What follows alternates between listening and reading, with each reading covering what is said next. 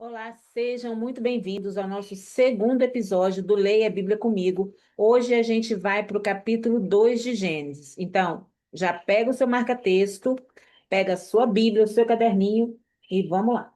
No sétimo dia, Deus já havia concluído a obra que realizara e nesse dia descansou. Abençoou Deus o sétimo dia e o santificou, porque nele descansou de toda a obra que realizara na criação. Esta é a história das origens dos céus e da terra, no tempo em que foram criados.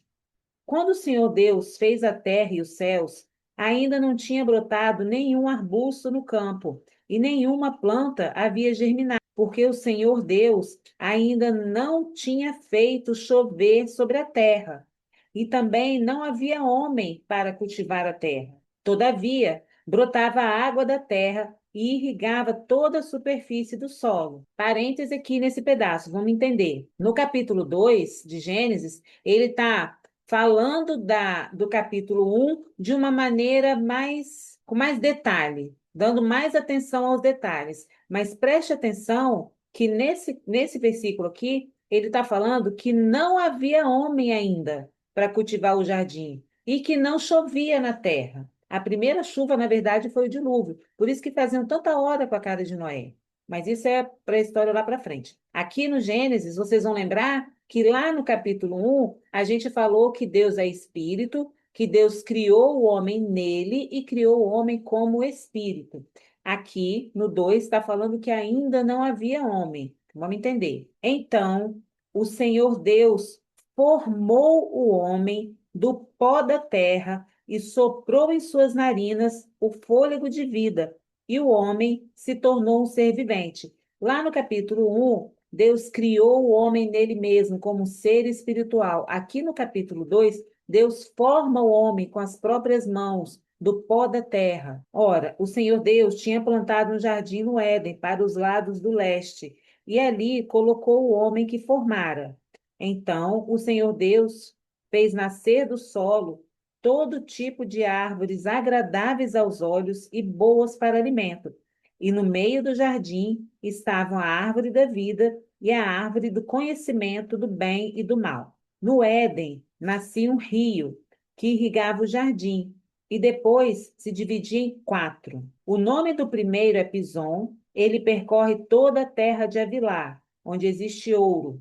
O ouro daquela terra é excelente e lá também tem o bidélio e a pedra de ônix. O segundo, que percorre toda a terra de Cuxi, é o Guion. O terceiro, que corre pelo lado do leste da Síria, é o Tigre. E o quarto rio é o Eufrates.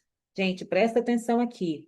Rio Tigre e rio Eufrates existem até hoje, né? Eles estão lá no Oriente Médio, então a gente pode imaginar qual que era a região do Éden, né? O Senhor Deus colocou o homem no jardim do Éden para cuidar dele e cultivá-lo. E o Senhor Deus ordenou ao homem: coma livremente de qualquer árvore do jardim, mas não coma da árvore do conhecimento do bem e do mal, porque no dia em que dela comer, certamente morrerá. Então o Senhor Deus declarou: não é bom que o homem esteja só. Farei para ele alguém que lhe auxilie e que lhe corresponda. Depois que formou da terra todos os animais do campo e todas as aves dos céus, o Senhor Deus trouxe ao homem para ver como este lhe chamaria. E o nome que o homem desse a cada ser vivo, esse seria o seu nome. Assim o homem deu nome a todos os rebanhos domésticos, às aves do céu e a todos os animais selvagens. Todavia, não se encontrou para o homem alguém que o auxiliasse e que lhe correspondesse. Então o Senhor Deus fez o homem cair em profundo sono. Enquanto este dormia, tirou-lhe uma das costelas e, fechando o lugar com carne, com as costelas que havia tirado do homem, o Senhor Deus fez uma mulher e a levou até ele. Disse então o homem: esta sim é osso dos meus ossos e carne da minha carne. Ela será chamada mulher, porque do homem foi tirada. E por esta razão, o homem deixará pai e mãe e se unirá à sua mulher, e eles se tornarão uma só carne. O homem e a sua mulher viviam nus e não sentiam vergonha. Vamos falar aqui rapidinho. Aqui, ó, no verso 15, 16, Deus fala assim: coma livremente de qualquer árvore do jardim, mas não coma da árvore do conhecimento do bem e do mal, porque no dia que dela comer, certamente morrerá. Aí muita gente me pergunta assim, gente, mas se Deus já sabe de tudo, sabia que o homem foi para. Por que colocou aquela árvore ali? Era só não ter a árvore. Pois é, mas se não tivesse a árvore, a gente também não teria livre-arbítrio. Deus é um Deus de relacionamento. Vocês vão ver aqui que ele preparou todo o jardim, ele preparou com cuidado, ele vinha todos os dias na viração do dia conversar com o homem. Deus é um Deus de relacionamento. Então, ele não queria simplesmente uma marionete que ele estalasse os dedinhos e a pessoa amasse e pronto. Por isso que ele precisava ter um elemento para o qual o homem pudesse exercer o seu direito de escolha, seu direito de obediência. Então, Deus foi muito claro. Olha, se você quiser, né, manter o seu relacionamento comigo da maneira que está, em santidade, viver no jardim e tudo mais, você não vai comer dessa árvore. Você vai escolher não comer dessa árvore. Essa é a regra do jogo. Esta é a regra do relacionamento. E não adianta ficar falando assim, ah, mas por que Deus podia isso, por que Deus podia aquilo? A gente, hoje em dia, nos nossos relacionamentos, a gente tem regra. Então, se a gente está tendo um relacionamento amoroso e a pessoa não segue certas regras, ela é abusiva, ou ela não é comprometida, ou ela não tem os mesmos valores que a gente não continua esse relacionamento, né? Os relacionamentos amorosos, relacionamentos entre amizades. Se você tem uma amizade tóxica, né? Você não vai ter mais amizade com essa pessoa, porque você tem certas regras de relacionamento. Deus também. Deus tem as regras de relacionamento dele. Então, uma das regras era essa. Se você quiser continuar esse relacionamento, você vai escolher não comer essa árvore, né? E o homem foi lá e vocês sabem da história, né? Mas, enfim, se Deus não tivesse feito isso, como que o homem ia ter o poder de escolha? Não teria. Então, as duas árvores eram necessárias. O outro ponto que eu quero chamar a atenção de vocês é isso aqui, ó. Deus instituiu a família. Foi Deus que falou que o homem ia sair de casa, ia se unir à sua mulher e eles se tornariam uma só carne, porque na verdade um só espírito, eles já foram criados lá em Deus, né?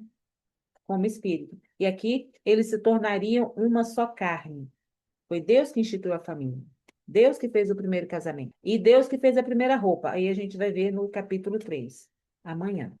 Três pontos que eu quero chamar a atenção de vocês em relação aos Gênesis, né? Primeiro isso, o cuidado de Deus é um cuidado relacional. Ele preparou tudo para que pudesse se relacionar com o homem todos os dias, para que o homem tivesse todas as condições perfeitas para poder escolher se relacionar com Deus. O casamento, ele é a instituição mais importante da Terra, porque foi instituída pelo próprio Deus. Foi a primeira coisa que Deus fez depois de preparar tudo, foi casar o homem com Eva, instituí-los como um casal, como uma família, né? O livre-arbítrio, ele traz responsabilidades. Eu posso escolher, mas junto com a minha escolha vem a consequência da minha escolha, né?